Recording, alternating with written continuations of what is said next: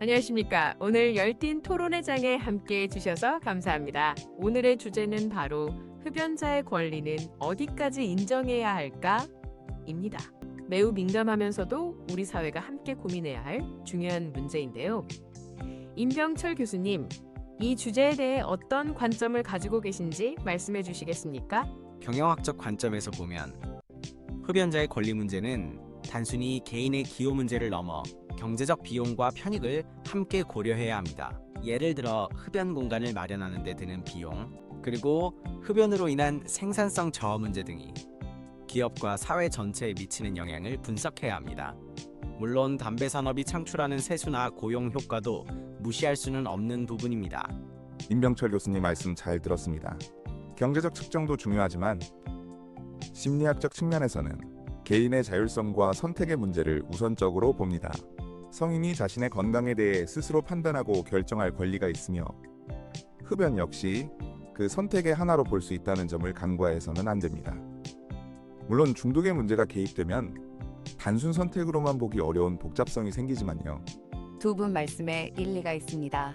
하지만 사회학자로서 저는 개인의 권리만큼이나 중요한 것이 공동체 전체의 건강과 안녕이라고 생각합니다. 흡연자의 권리가 비흡연자, 특히 어린이, 임산부 등 사회적 약자의 건강권을 침해해서는 안 됩니다. 간접 흡연의 피해는 이미 과학적으로 명확히 입증된 사실이며 이는 개인의 선택을 넘어선 사회적 문제로 다뤄져야 합니다. 네, 세 분 모두 각자의 전문 분야에서 중요한 관점을 제시해 주셨습니다. 임병철 교수님과 최미 교수님께서 지적하신 간접 흡연 피해와 같은 사회적 비용은 경제학적으로 어떻게 측정되고 이것이 흡연자의 권리 범위 설정에 어떤 영향을 미칠 수 있다고 보시는지요? 좋은 질문입니다. 간접 흡연으로 인한 질병 발생 및 치료 비용, 노동력 손실 등은 분명 측정 가능한 경제적 손실입니다. 이러한 외부 비용은 흡연자의 권리를 일정 부분 제한하는 근거가 될 수 있죠. 다만 그 규제의 수준과 방식이 과도하여 오히려 더 큰 비효율을 낳지 않도록 신중한 접근이 필요하다고 생각합니다. 예를 들어 흡연구역 설치를 의무화하되 그 비용 부담을 어떻게 분담할 것인가에 대한 구체적인 논의가 중요합니다. 임명철 교수님 말씀에 동의하면서도 흡연구역 설치의 실효성에 대해선 의문이 있습니다. 심리적으로 흡연자들은 금지구역이 늘어날수록 더욱 은밀한 곳을 찾거나 규제를 회피하려는 경향을 보일 수 있습니다. 이는 심리적 반발 이론으로 설명될 수 있는데 자유를 침해받는다고 느낄 때 오히려 금지된 행동을 하려는 욕구가 커지는 현상입니다. 따라서 흡연자의 심리를 고려한 접근이 병행되어야 정책의 효과를 높일 수 있습니다. 이상규 교수님의 심리적 반발 이론은 흥미로운 지적입니다.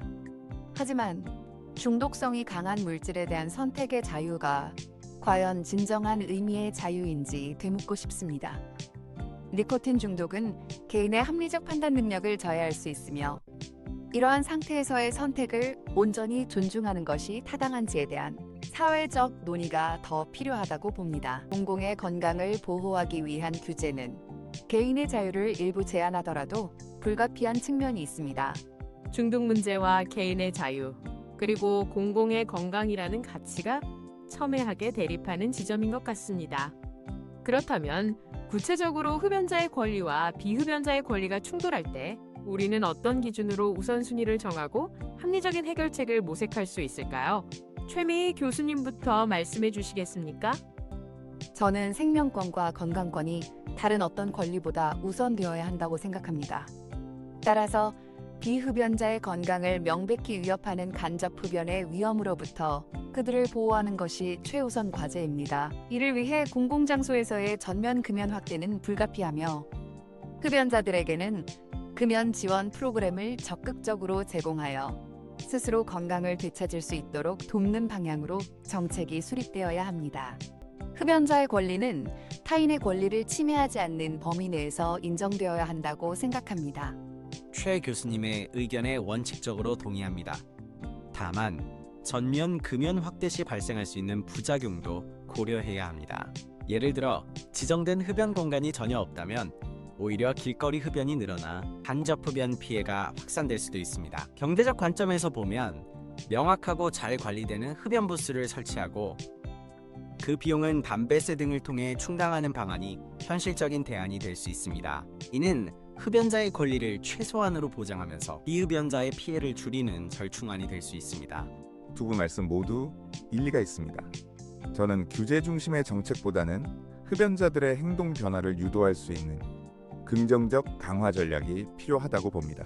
금연 성공에 대한 인센티브 제공, 금연 클리닉 접근성 향상, 그리고 흡연의 위험성에 대한 지속적이고 효과적인 교육이 중요합니다.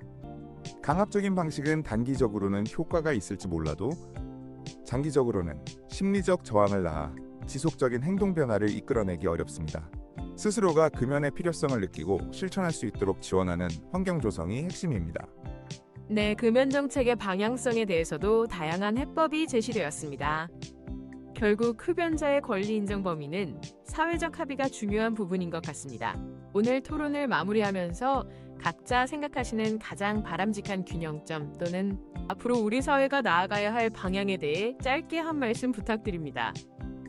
저는 경제적 효율성과 개인의 선택 존중, 그리고 공공의 건강이라는 세 가지 가치가 조화롭게 균형을 이루는 지점을 찾아야 한다고 생각합니다. 이는 명확한 데이터를 기반으로 한 비용 편익 분석과 사회 구성원 간의 충분한 논의를 통해 가능할 것입니다. 규제는 필요하지만 그 규제가 시장의 자율성과 개인의 창의성을 해치지 않는 방향으로 설계되어야 합니다.